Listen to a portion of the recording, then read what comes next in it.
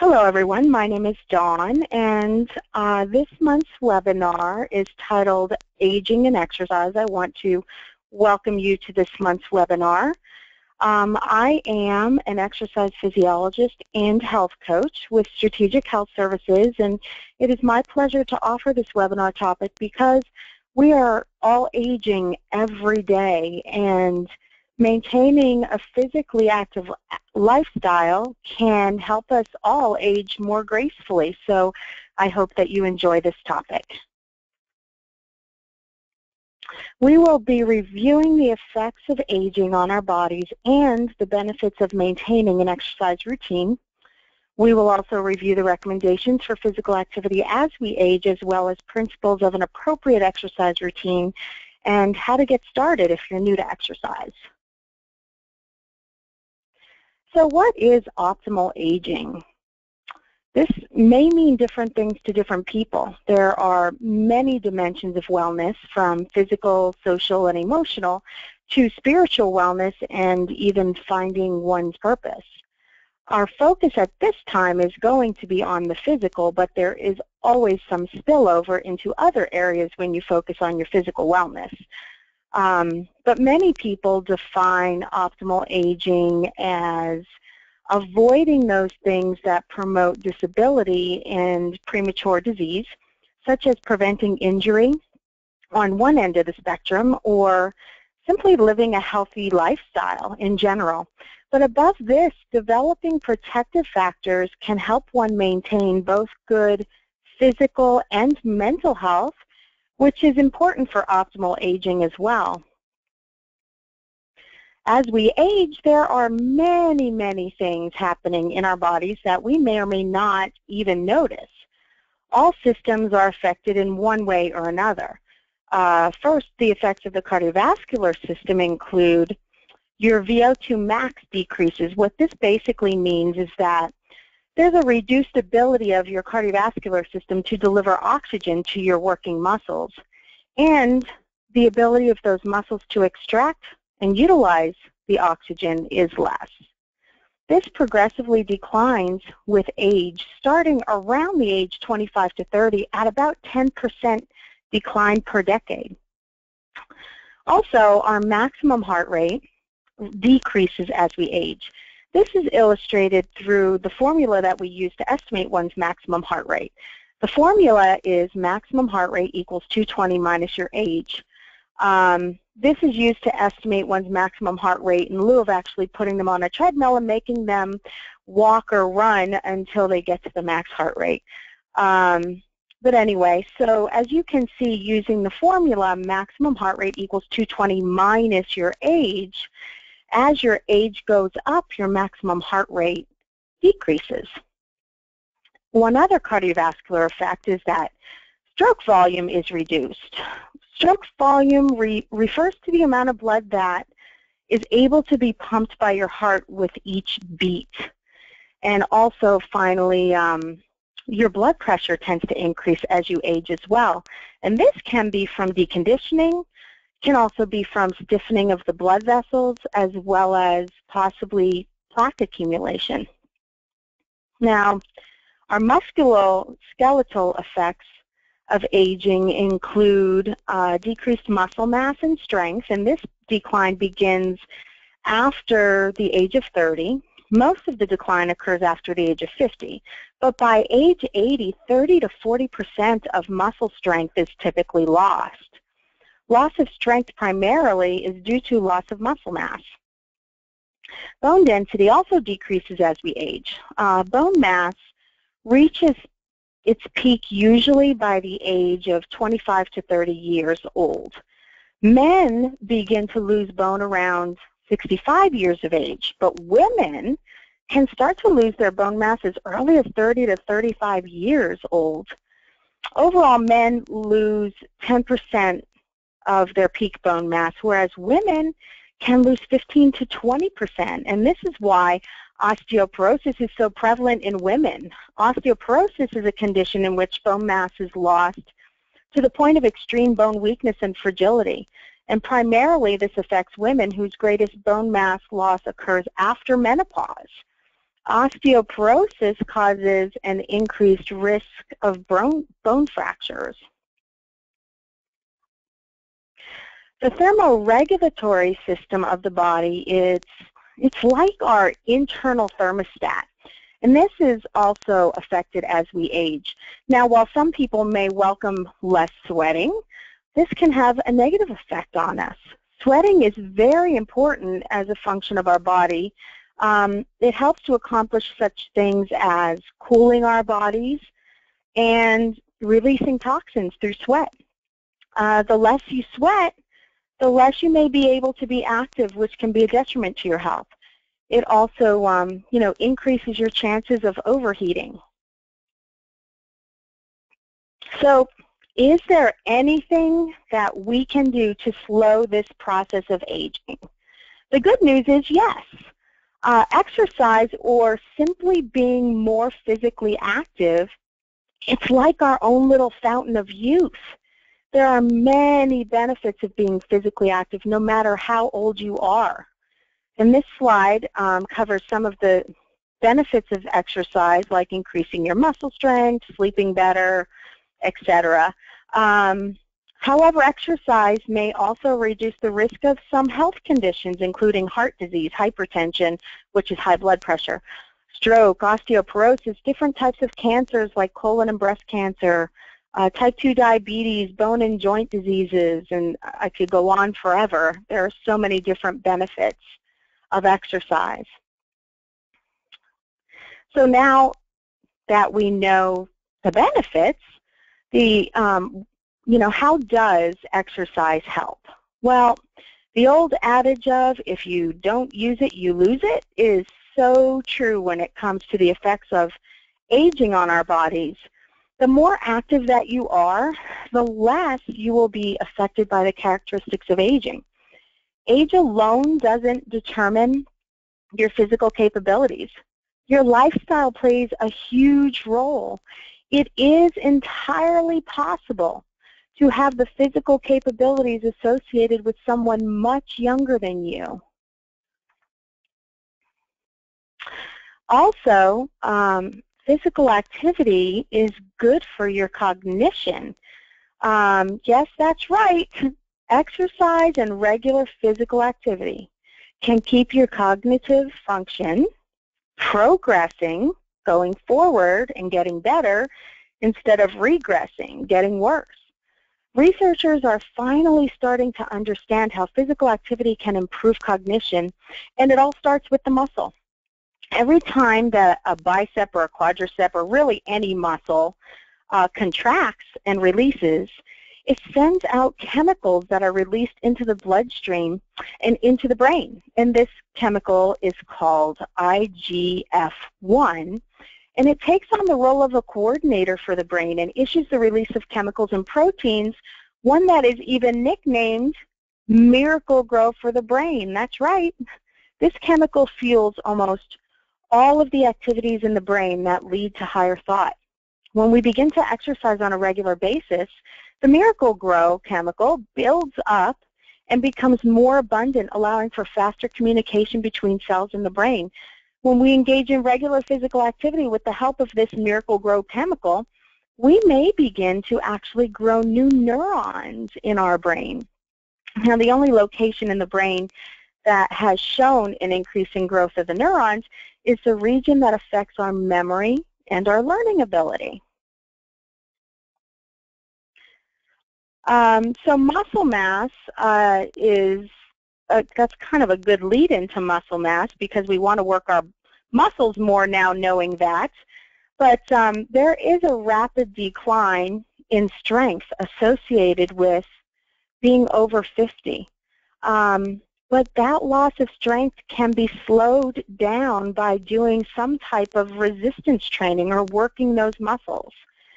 Maintenance of muscle mass will also help to maintain your BMR and keep your body fat down. Well, BMR is your basal metabolic rate, and this refers to the amount of calories that you burn at rest. So if you work your muscles and you maybe have more muscle, your muscles grow when you work them, then you would actually burn more calories just sitting on the sofa than other people who have less muscle than you. That's pretty nice.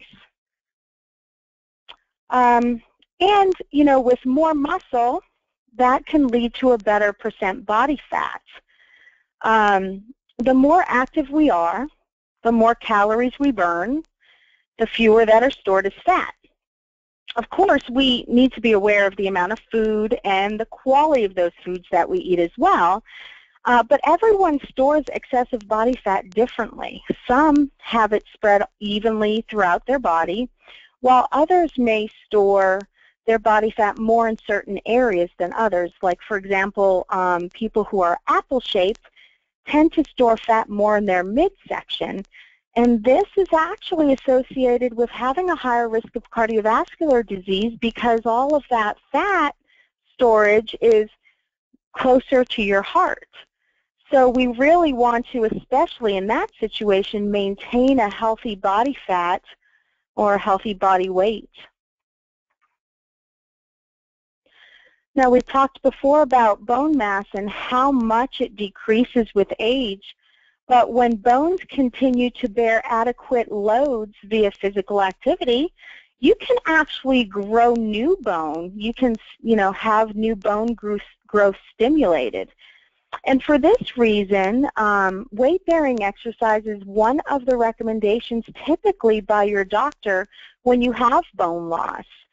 A weight-bearing exercise is anything that bears your weight against gravity, or those type of activities are things like walking, jogging, hiking, those types of things.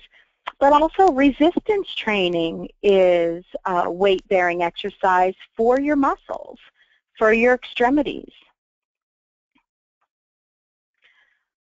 Motor performance is something that we don't usually think too much about, but it helps us to maintain our balance and coordination and prevent us from falling as we get older. Balance in older people is something that sometimes they need to work on to avoid falls.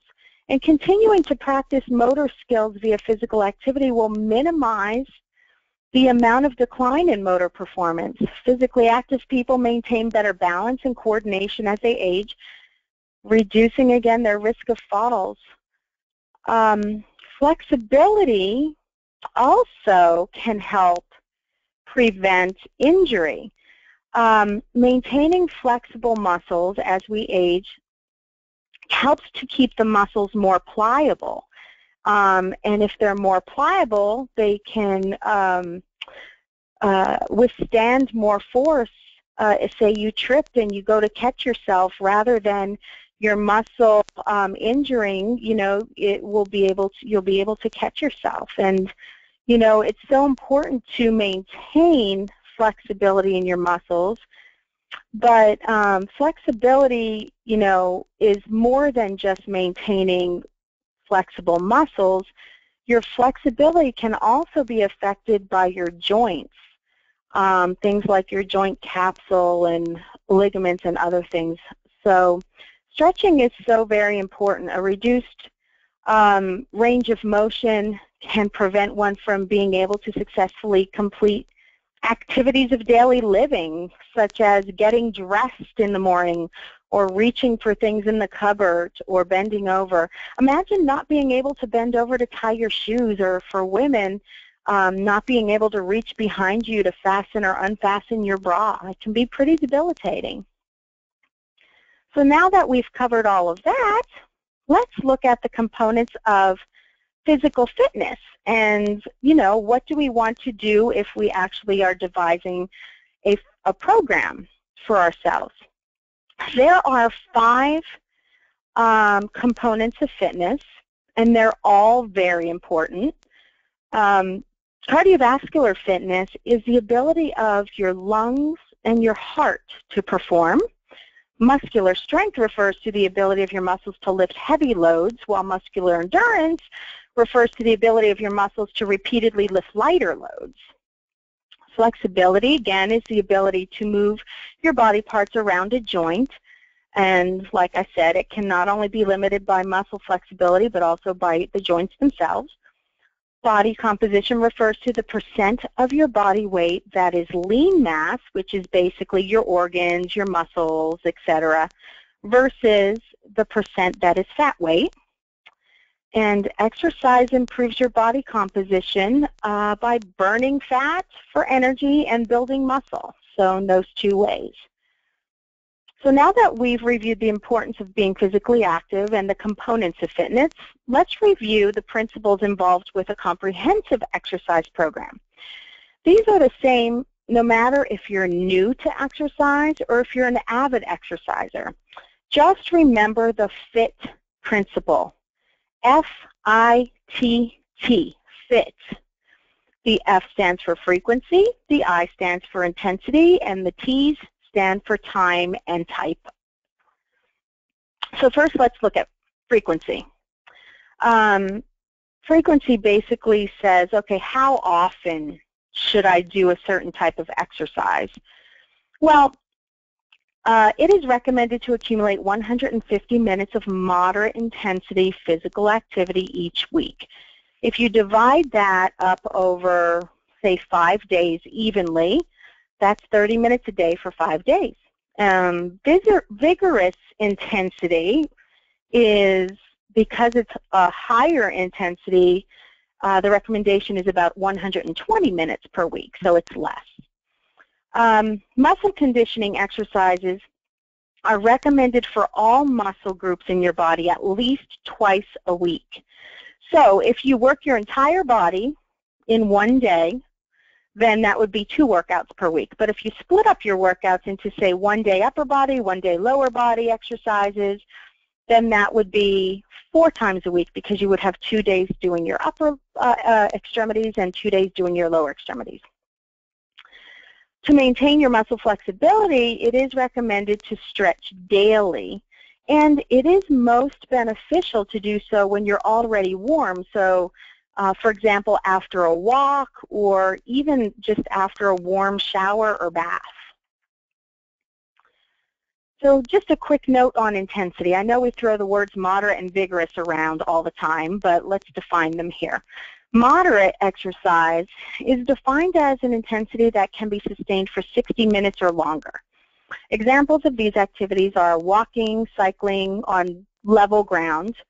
And you know that you're working at a moderate intensity if you're able to carry on a conversation walking with a friend with little difficulty, then this is moderate intensity. Vigorous exercise, it results in fatigue within 20 minutes. Examples of these types of activities include hiking, cycling maybe on hilly terrain. So if you find it very difficult to carry on a conversation exercising with a friend, then you're likely doing vigorous physical activity. Okay, a note on time. So for cardiovascular exercise, as I said, 150 minutes of moderate intensity is recommended for a week, and you can divide that up however you want. It is recommended to try to maintain your moderate intensity physical activity at least 20 minutes at a time or longer, but if you don't have the time to go for a 30-minute walk, then you do have health benefits by accumulating it. So you can split your 30 minutes in a day up in 3 10-minute sessions if you needed to. Go for a walk in the morning, maybe a walk at lunchtime, and a walk in the evening.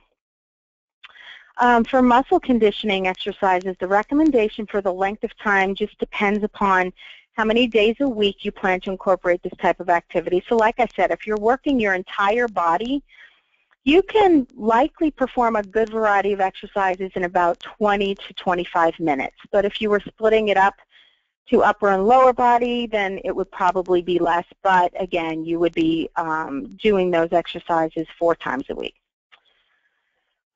Stretching is best if you hold the stretches for each area of your body for several minutes at a time.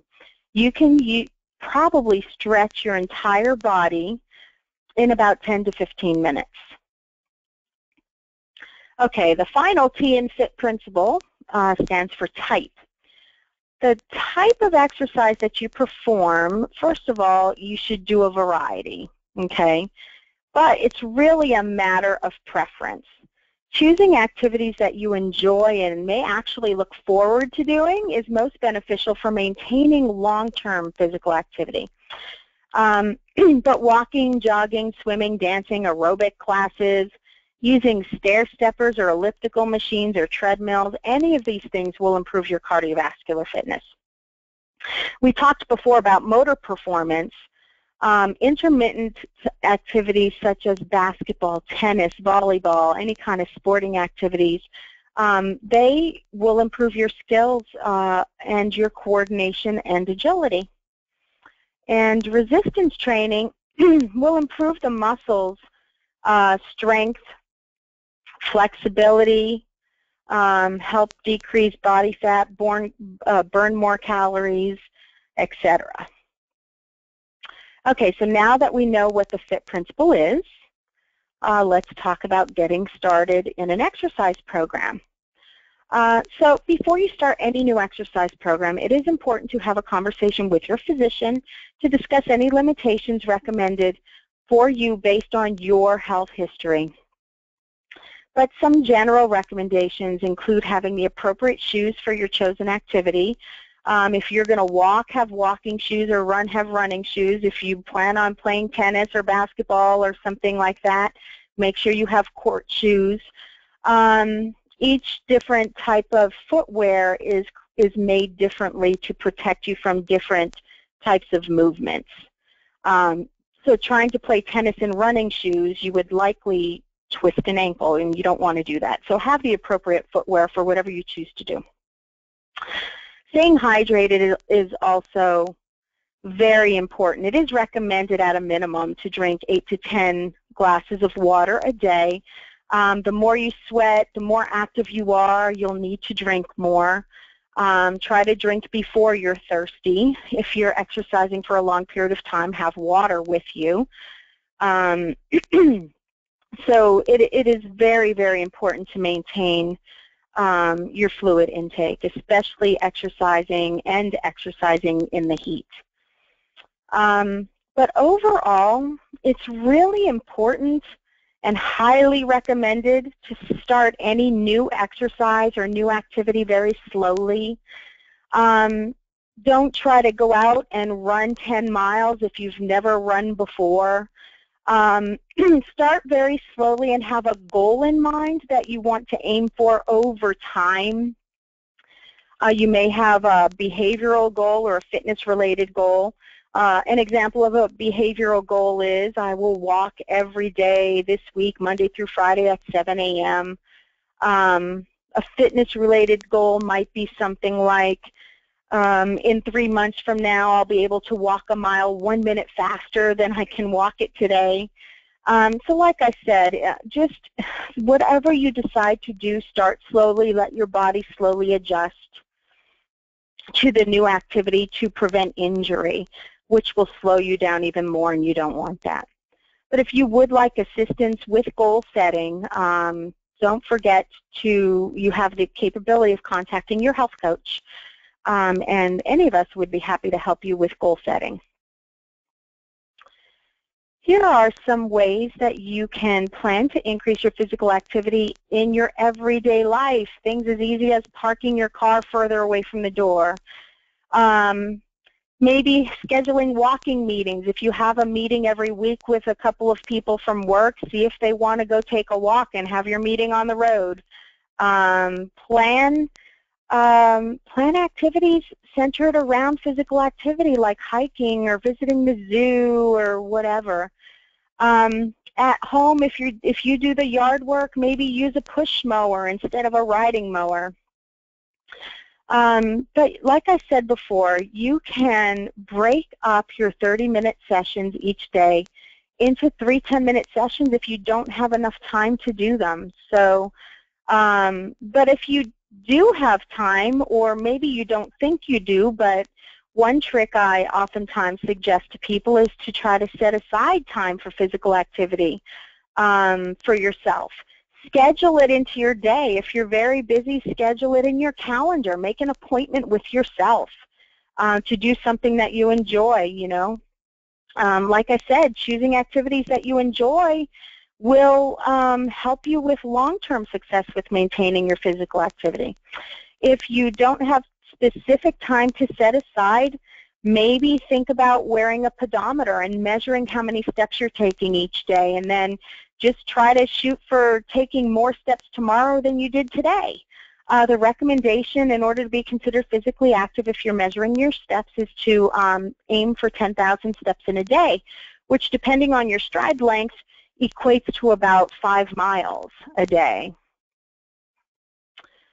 So whatever your goals may be, your health coach is available to support you. In addition to the support of your health coach, there are a number of resources on the My Pathway to Health portal for you to use. There are exercise and step trackers that may be useful for you as you begin your exercise program. It's nice to see where you started and 3 months later where you ended up as far as how active you've been able to be. And if you use these trackers, your health coach can see what you entered and can assist you with your exercise goals. But there are also a variety of articles in the health library on topics such as healthy aging, senior health, and generally adding more activity into your life. But whatever your goals are for yourself, open up a conversation with your physician and contact your health coach for ongoing support. Thank you so much for joining us for this month's webinar. We look forward to having you attend again next month, and this now concludes our webinar. Thanks again for joining.